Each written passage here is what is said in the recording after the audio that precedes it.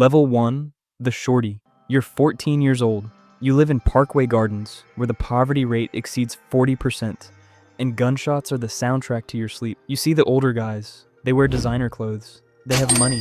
They have respect. Your mom works 2 jobs at a hospital, and you're invisible at school. But when those guys walk down the street, everyone moves aside. This is not respect. This is fear. You start hanging around the corner where they post up. You don't ask to join. That's disrespectful. You just exist. You run to the store when they need backwoods. You watch their backs when they're making deals. You hold phones without asking whose they are. They call you Lil Bro. It means lookout. You stand on the corner for hours. Your job is simple. If you see police, you text a single emoji, a cop car. That's it. If you see cars from 600 or TW rolling slow, you run inside and warn them. You make 0 money. You're being tested. They want to see if you can keep your mouth shut. If a teacher asks about the guys on the corner, you say nothing. If police offer you $50 to talk, you walk away. This is not loyalty. This is grooming. You're waiting for the day they call you something other than Lil Bro. That day is coming, and it will cost you everything. Level 2, the clicked in. In 30 seconds, you will sign a contract you cannot break. The exit clause is death. 6 months pass. You've proven you're not a snitch. One night, an older member pulls you aside. You want in? You nod. Right now, you still have a choice. In 2 minutes, you won't. Then you get checked. The beating is the test. You stand in an alley behind Parkway Gardens. 6 members form a circle around you. You have to survive 30 seconds of all of them attacking you at once. You can't fight back. You can't run. You can't cry out. The count starts. 1, the fist hits your jaw. 2, a kick to your ribs. 5, you're on the ground. 8, you taste blood. 15, your vision blurs. 30, it stops. 30 seconds. That's how long it takes to erase your exit. You're on the concrete. Everything hurts. He helps you up. He hugs you. Welcome home, bro. You're in. They give you a street name. You're Lil Steve, or Boss Top, or Lil Duke. That name is your identity now. Your real name doesn't matter anymore. You still make no money, but now you have protection. You have family now. This is not belonging. This is ownership. Once you're in for life. Blood in, blood out. Level 3, the runner. You're 16. You've been clicked in for a year. Now you get your first real job. You're a runner. Someone drops a package behind a dumpster. You pick it up. You walk to 63rd. You knock twice. You hand it off. You leave. Every step is a felony. Every delivery is evidence. You get paid $200 a week. That's more than your mom makes in 3 days. You buy new shoes, a chain. You start to feel powerful. This is not power. This is bait. If CPD catches you, you're going to Audi home for 3 to 7 years. O-Block doesn't bail you out. If you snitch, you die. They will find you, even in juvie. When the block needs muscle, you show up. A store owner refuses to pay. You and 3 others walk in. You smash windows. Next week, the owner pays. A kid from 600 is spotted. You grab a weapon. You go hunting. Chicago PD has gang databases, predictive algorithms, license plate readers. You're documented. Your face is in a system that never forgets. It's building a file, waiting. Level 4, the soldier. You're 19. You've done time. 18 months in Cook County. You sat in a cell and never said a word. You came out and the block threw you a party. Now you're a soldier. You have younger runners under you. They kick up money. You take your cut. You pass the rest up. This is not promotion. This is liability transfer. You control 3 corners. You decide who works, who gets taxed, who gets corrected. Sometimes that's a conversation, sometimes a beating, sometimes he disappears. You make $1,500 a week. That's $72,000 a year if you live that long. You have a charger, an apartment. You buy your mom a house. She doesn't ask where the money comes from. She just cries. She knows. She's crying because she knows.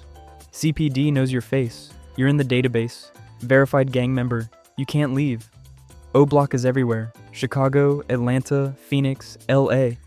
The only way out is in a coffin or as a rat, and rats don't live long. Level 5, the enforcer. You're 21. You've been shot once. Arrested 6 times. You never broke. Trust is temporary. Useful is forever. You're promoted to enforcer. You have 15 to 20 soldiers under you. You control several blocks. You collect money. You make decisions. You give orders. Every decision you make creates enemies, inside and outside. Your word is law. Someone gets jumped out, it happens. Someone gets greenlit, it happens. This is not authority. This is isolation. You're making 5,000 to 8,000 a week, but every ambitious soldier wants your spot. Every rival wants you dead. The FBI has a task force on O Block. You keep a gun under your pillow. You change where you sleep. You trust no one completely. Not your girl, not yourself. The feds flip girlfriends. All she has to do is tell them where you sleep, and she knows where you sleep. Level 6, the shot caller. You're 24. You're ancient in street years. Most you came up with are dead or serving life. You have outlived your entire generation. That is not success. That is survivor's guilt with a target. You're now the shot caller. You control O Block operations across the South Side. You have enforcers reporting to you. You oversee hundreds of people. Any one of them could be cooperating right now. You run it like a corporation. You manage supply. You negotiate shipments. You set prices. You control distribution.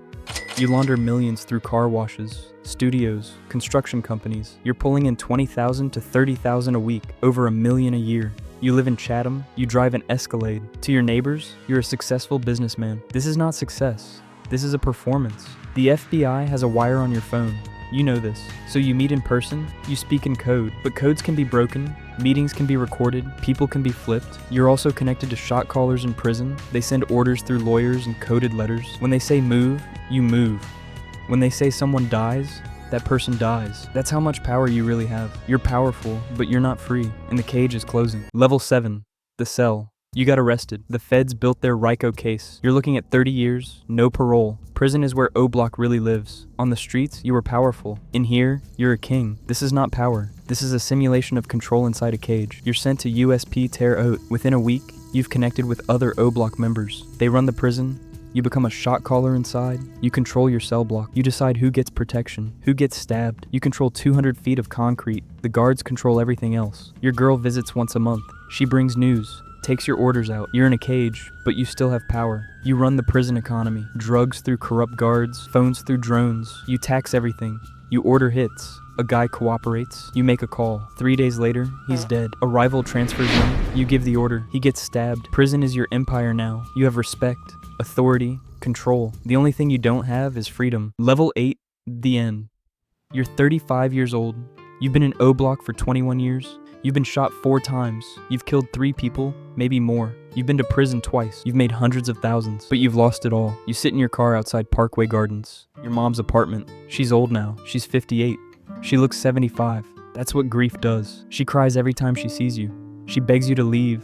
She says it's not too late, but it is too late. It's been too late since you were 15. There's no retirement plan. There's no walking away. You're O Block for life. Blood in, blood out. You start the car. You drive to the corner on 64th and King Drive where you first stood 21 years ago as a shorty. There's a new kid there. He's 14. He's watching. He's hungry. You see yourself in him. O Block is still there.